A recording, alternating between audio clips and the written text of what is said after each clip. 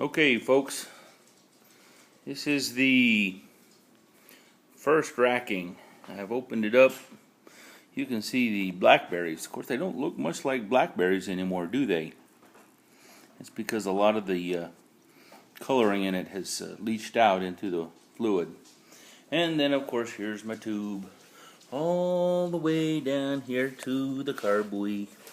And now you see the carboy. It's going to take an awful long time for it to drain.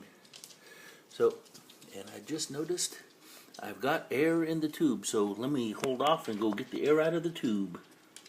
Okay, I have got the air out of the hose. And take a close look at the hose. That, let's see, that right there, that joint is where the air was getting into the hose. I had to pull it apart and push it back together again to get a much better seal this time. And but again, you can see actually I'm still getting some air in here. It's not flowing as smoothly as I'd hoped. So I'm going to mother this along, and when I get a lot closer to the end, I'll come back. And that may have fixed it finally. We'll see. It all depends. But you can see it's slowly draining. And we go down here.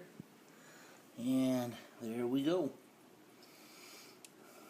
For those who don't understand the physics of this, the receiving bottle, must be much lower, or just lower, than the level of the fluid that it's coming from, because you rack it by gravity. You could pump it if you wanted to, but racking it by gravity seems to work better. If you pump it, you're going to introduce oxygen into it.